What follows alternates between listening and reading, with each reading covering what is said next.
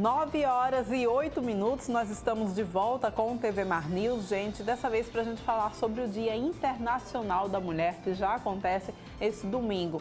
E a infeliz relação que esse dia, para nós, terá com o dado que saiu do mapa da violência, que mostra que Alagoas está liderando os casos de feminicídio aqui no nosso país. A gente recebe aqui no estúdio Natália Vanderlei, ela que é advogada da ONG CDDM, que é o Centro de Defesa dos Direitos da Mulher. Muito bom dia para você, Natália, tudo bem? Bom dia, tudo sim. Então, Natália, é triste e é inadmissível que em pleno século XXI nós comemoremos o Dia Internacional da Mulher, ainda falando sobre casos de violência contra a mulher. É verdade, é muito triste, na verdade. Eu gostaria de ver o dia em que essas reportagens, tudo que saísse, fosse no sentido de valorizar o trabalho da mulher, valorizar a luta construída até aqui, valorizar tudo que nós queremos passar para as próximas gerações, na verdade. Então, quando as notícias, infelizmente, tendem a retratar a sociedade que nós vivemos, que é uma sociedade machista, que ainda exclui, que ainda oprime a mulher, é realmente muito triste ser esse o centro da atenção no mês que é o dia que tem o Dia Internacional da Mulher, né? Nós tivemos, infelizmente, um avanço de 120% de casos de feminicídio aqui no estado de Alagoas. A que você acha que isso se deve? Então, em 2018 nós tivemos 19 casos de violência contra a mulher que resultaram em morte, ou seja, no feminicídio, e passou-se para 42 casos em 2019. É possível atribuir alguns fatores. Como eu também sou mestranda em Direito pela UFAL e é minha área de estudo, eu estudo gênero há algum tempo, desde a graduação, nós percebemos que podem existir principalmente dois fatores. A conjuntura política atual do país pode ser apontado, e o outro fator é que se antes não havia notificação desses crimes, passou-se a existir. Então é um dado que precisa ser observado com a devida cautela. Houve um aumento, sim, foi significativo, foi muito. Mas a gente ainda precisa pesquisar e avançar nesse sentido para poder entender se antes não era notificado, porque até pouco tempo eu trabalhava no judiciário também, numa vara criminal, e não se tinha nem no informativo, para marcar um xizinho, a opção de feminicídio, apenas homicídio. A partir do momento de 2015 que foi aprovada a lei com a devida qualificadora para o crime, temos o feminicídio. E aí, a partir disso, o que é que acontece? Todos os órgãos deveriam ter adotado uma postura de observar, olha, foi um crime apenas contra a mulher, ou seja, é preciso estabelecer a diferença entre femicídio e feminicídio. O femicídio é todo e qualquer crime que resulte na morte da mulher. Eu gosto muito de trabalhar com exemplos, até em sala de aula também. Se eu estou na rua, sou assaltada e acabo morrendo em razão disso, ou num acidente de trânsito e eu sou mulher, é femicídio, então somente. O feminicídio é em razão do gênero, ou seja, no contexto da violência doméstica ou de opressão por você ser do sexo feminino ou do gênero feminino, eu até prefiro. E aí, qual a conjuntura que esse crime se dá? Geralmente dentro de casa, se não se colocou uma mesa na hora que o companheiro pediu ou permitiu, se não chegou em casa na hora que desejou, se saiu com uma roupa que não se achou adequada. E esses crimes deixam marcas muito visíveis no corpo da mulher, geralmente mutilações, sejam dos órgãos sexuais, enfim, dos seios ou desfiguração da face, tem características muito específicas e visíveis. Então, é preciso estabelecer essa diferença primeiro, para a partir daí analisar os dados e entender melhor como é que isso está dando. E principalmente porque Alagoas lidera, junto com o Acre. Qual a conjuntura? É porque nós estamos no Nordeste? É porque está tão enraizado culturalmente essa superioridade masculina sobre a mulher, esse sentimento de posse tão forte que quando você não atende às expectativas, tem que ser punida de alguma forma. E essa punição vem primeiro com violência psicológica, emocional. Nós temos... Pois eu acho que vale a gente lembrar isso também, né? A mulher, ela não sofre apenas a violência física, ela sofre outras formas de violência também, que vem a violência psicológica, vem a violência patrimonial também, né? É uma gama de violências que a gente deve estar atento também. E eu acho que vale sempre a gente lembrar também que em briga de marido e mulher, que geralmente os casos, né, de violência contra a mulher, os casos de feminicídio, como você bem citou aqui, Natália, geralmente eles provêm do companheiro, né, de quem divide a vida com aquela mulher ou do ex-companheiro. E eu acho que a gente vale ressaltar, gente, é que em briga de marido e mulher a gente mete a colher sim, né? Porque se a gente não faz isso, a gente infelizmente vai ver aquele caso provavelmente evoluir cada vez mais a ponto de chegar no feminicídio.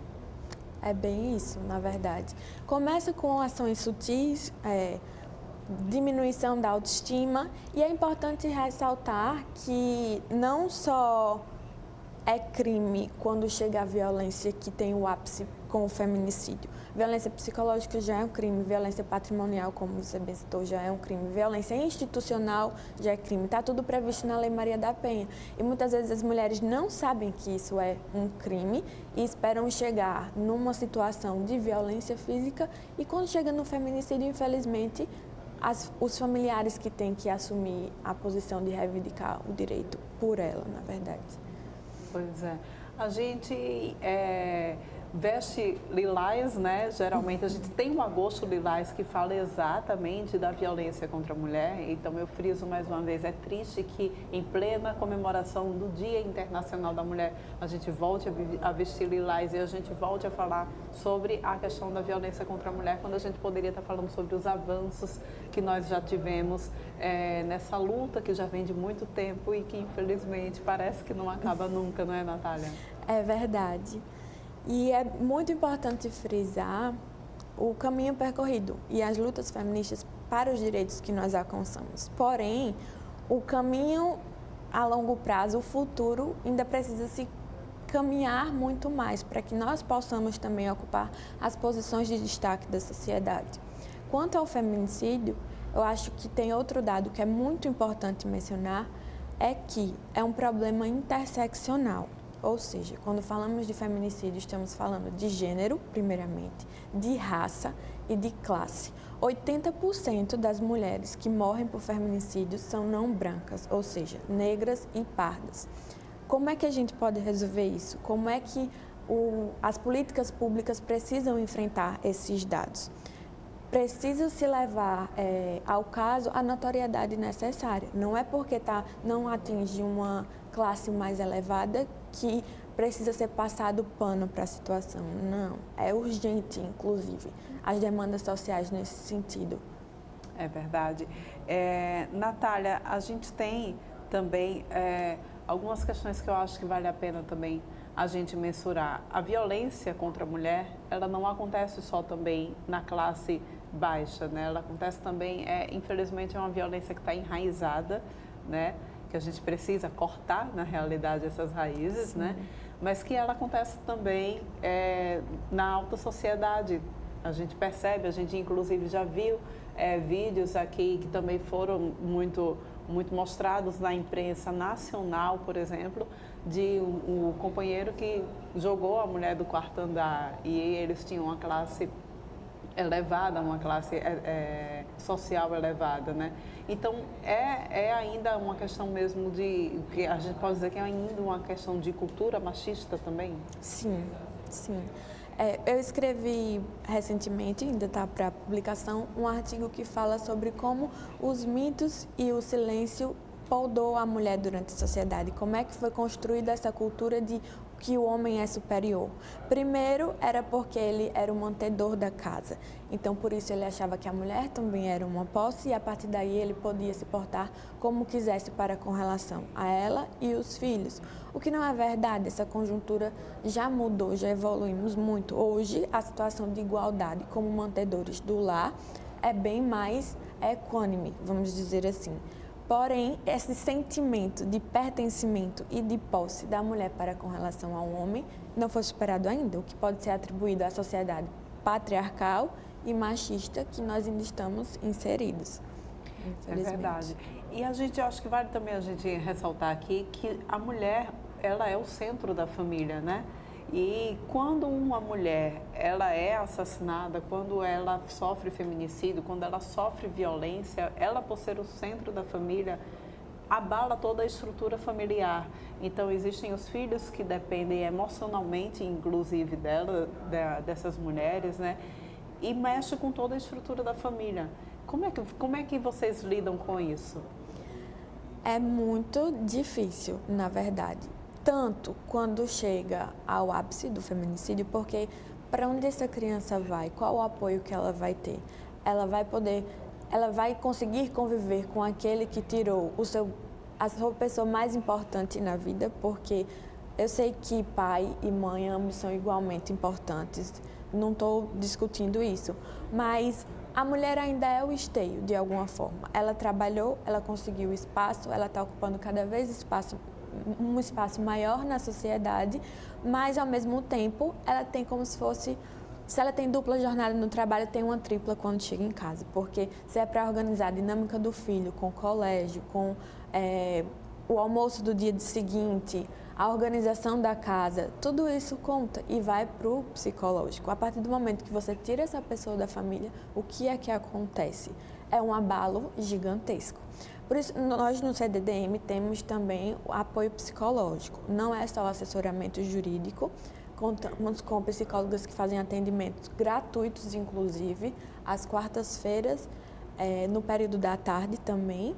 Além disso, outras maneiras de fazer com que aquela família volte ao convívio da maneira que der, ou seja, ocupando o tempo, seja com aulas de crochê, dança, dando apoio e suporte para outras pessoas que passaram pela mesma situação, para que elas consigam de alguma forma seguir com a vida, superar em algum momento o que aconteceu, na verdade, o que é bem difícil e bem problemático. Assim. Vocês funcionam, é claro, como um canal de apoio, então, para a mulher aqui no nosso estado. Eu queria que você pudesse passar, então, os contatos para quem está nos assistindo, né, para que essas mulheres que vivenciam isso possam ter, então, mais essa forma de amparo.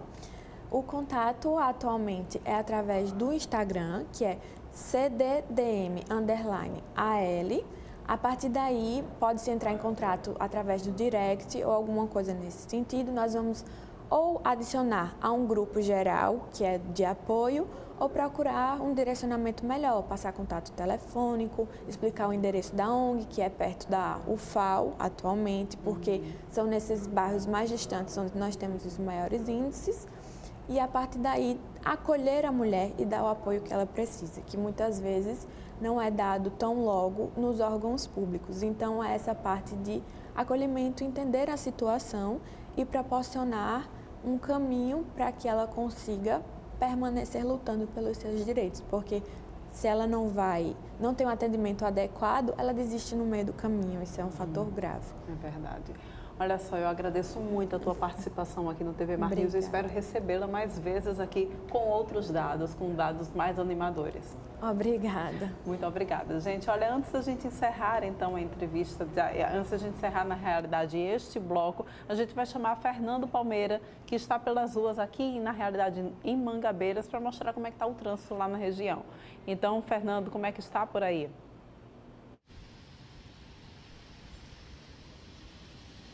Pois é, Orlando, a gente volta aqui já de Mangabeiras, ao lado aqui do Maceió Shopping, mostrando a intensidade.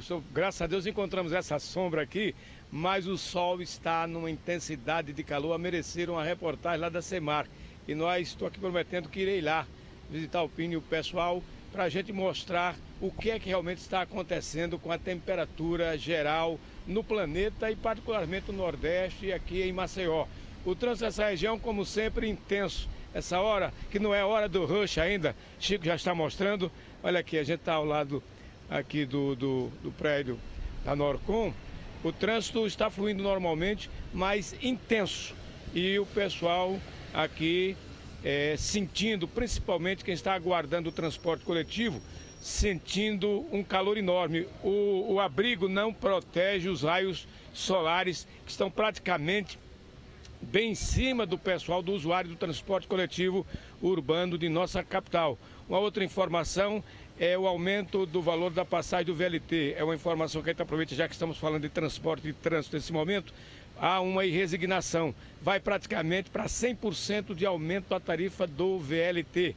Uma outra informação que eu quero aproveitar e participar para o nosso telespectador é que você que vai transitar de Ponta Verde, Pajuçara, passando por Jaraguá, o trânsito está liberado. Muito embora, no sentido contrário, para quem sai do centro para Jaraguá, Pajuçara, Ponta Verde, adjacências, o trânsito está interrompido porque o pessoal está ultimando todo um trabalho de transferência, de relocação de todos aqueles que moravam, inclusive, ali na antiga favela do Jaraguá, ainda aqueles remanescentes que trabalhavam lá na balança, chamada Balança do Jaraguá, fica logo ali atrás da sede da Associação Comercial. Esse pessoal praticamente está definitivamente desocupando. A balança em si, a sede lá já foi praticamente demolida e alguns barracos também já foram desocupados. Algumas poucas famílias e o pessoal da Assistência Social da Prefeitura Municipal de Maceió está aí fazendo esse trabalho na manhã de hoje, tanto para a remoção desse pessoal, dessas famílias, colocando em lugares dignos e também demolindo todos os barracos. Praticamente hoje é o dia que vai, pelo menos dentro do cronograma, é o último dia para essa relocação e demolição da Balança do Jaraguá e da favela. E aqui o trânsito, como dá para ver, né? Essa área de Maceió, veja bem que é uma faixa contínua, mão única. Mesmo assim aqui, como toda essa região, o estreitamento da pista da Avenida Comendador Gustavo Paiva, estreita até chegar já na parte central de Maceió. E o trânsito sempre, em alguns momentos, principalmente com o semáforo,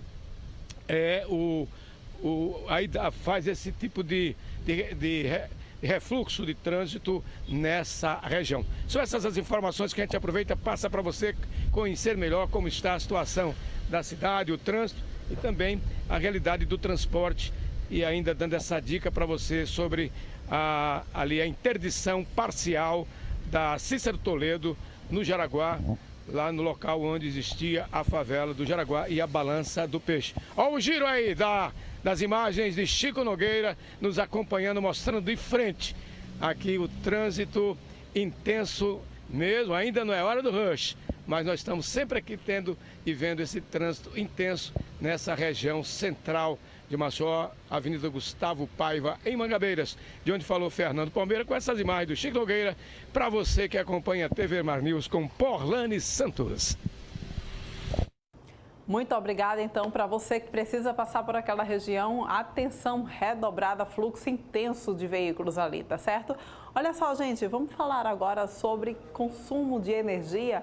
Pois é, a bandeira verde ainda vai se estender para esse mês de março. Que bom, e a gente vai acompanhar através da matéria de Fernando Palmeira também.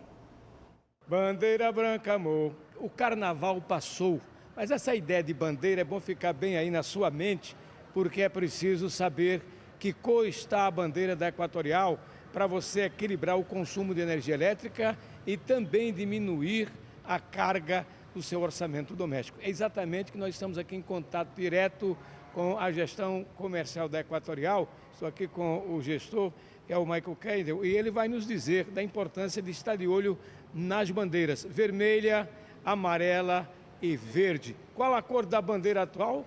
Esse mês a bandeira é verde, né? Então, os consumidores vão ter, não vão ter, na verdade, um acréscimo na tarifa, né, na conta de energia esse mês, porque a ANEEL estabeleceu que a bandeira desse mês é a bandeira verde. A gente sabe que a bandeira amarela já é um sinal de alerta, né? A gente vai ter um acréscimo aí na conta de energia, e a bandeira vermelha, esse acréscimo é ainda maior, né?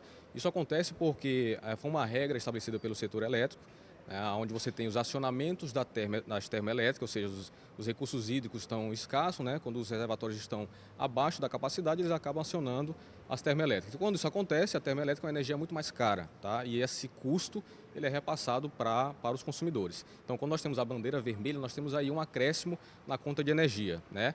E aí nos obriga a ter uma redução, um uso mais racional da nossa conta, do nosso consumo residencial.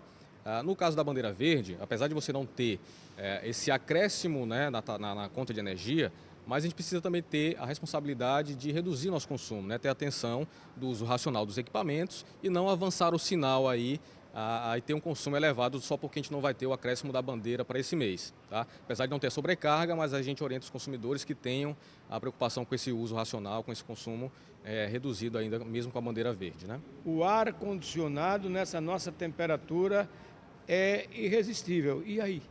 O ar-condicionado, por exemplo, nos períodos mais quentes, naturalmente ele precisa consumir mais energia para resfriar o ambiente. Né? E como a temperatura externa está mais elevada, ele precisa de mais energia para manter o ambiente interno resfriado. Então, naturalmente já tem um aumento de consumo aí. Então, é importante cuidar, né, ter o cuidado de onde armazenar o ar-condicionado, qual local adequado de colocar, modular muito bem a temperatura, né, saber colocar, por exemplo, no modo de economia, né, no modo automático. Então, tudo isso ajuda a reduzir o consumo da residência com esse vilão que é o ar-condicionado. A ANEEL já aumentou, independentemente de bandeira, o valor dessas tarifas de energia elétrica, especialmente aqui para o Nordeste? Não. Existe uma previsão de ajuste tarifário que deve acontecer ao longo do tempo aí, né? Mas ainda não aconteceu isso. Então fique à vontade para aconselhar e orientar melhor o seu cliente, o nosso consumidor. Pedimos aos nossos clientes, né, que tenham a preocupação, né, com o uso racional da energia elétrica, que tenham cuidado na utilização adequada, que não sobrecarreguem os seus equipamentos, que naturalmente isso vai ajudar na redução do consumo interno. Né? A gente sabe que, apesar de estarmos com bandeira verde, mas é nossa responsabilidade ter e utilizar de forma racional o consumo nas nossas instalações elétricas, né, nas nossas residências.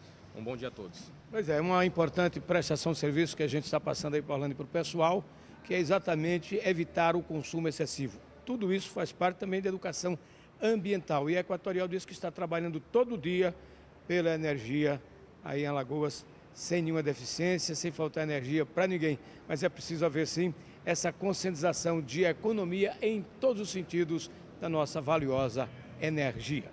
Aqui da Equatorial, com as imagens de Chico Nogueira, Fernando Palmeira, para a TV Mar da Organização Ardon de Melo, no canal 25 da NET. Pois é, gente, fica aí então para vocês que estão acompanhando a nossa programação aqui da TV Mar, nessa mensagem de consciência. A gente está na bandeira verde, o que é bom para o nosso bolso, mas a gente não deve nunca esquecer de continuar, de seguir utilizando a energia, né, com consciência. Vamos falar agora de futebol? Pois é, Alexandre Lino chegando aqui na programação do TV Mar News para falar o que é que a gente vai ter ao longo desse final de semana, né? Feriado não, já está no clima, só Semana Santa. Acabou agora, já estou pensando em feriado de novo. Bom dia, Paulane, bom dia para você que nos acompanha aqui na TV Mar, no canal 25 da NET, pela gazetaweb.com ou vai com a gente no nosso aplicativo, onde você estiver. Seguinte, tem CRB e CSA jogando neste sábado. Um pelo Campeonato Alagoano e o outro pela Copa do Nordeste. O CSA ainda tem um treino hoje, agora pela manhã. Você que está assistindo ao vivo ao TV Mar News, o CSA ainda treina pela manhã para fechar o time que vai enfrentar o Fortaleza no sábado pela Copa do Nordeste. O Azulão é o lanterna da competição, lanterna de toda a competição. E vai enfrentar um tradicional freguês, mesmo Fortaleza estando a jogar na Série A, tem mais derrotas do que vitórias quando encontra com o Azulão do Mutange. Pois bem, CSA pode começar uma arrancada que ainda, matematicamente, tem chances. Se perder, acaba de vez qualquer chance de classificação na Copa do Nordeste. Já o CRB enfrenta o céu pressionado. Pressionado por quê? Porque o CRB precisa da vitória.